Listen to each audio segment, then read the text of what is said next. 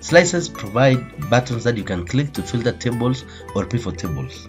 In addition to quick filtering, slicers also indicate the current filtering state, which makes it easy to understand what is currently displayed. To insert slicers, we'll first insert a pivot table to our data. Go to Insert on the menu, then click Pivot Table.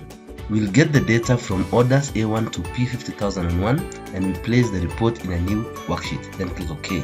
On the pivot table environment, we'll pick the shipping date and the total cost. Then group this data by month and by years. Right click on the dates, then go to group, then click months and years and click OK. Once we are done with that, we can now insert slicers. Go to Insert, then we insert slicer. We can slice it based on first the shipping date, then click OK, or include the years as well, then click OK.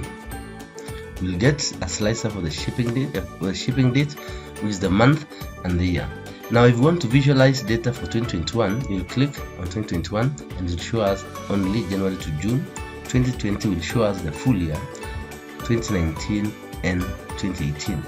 If you want to see a particular set of months, you can select January, February and March of 2018, 2019, 2020 or 2021. Thanks for watching. My name is David Kandiru.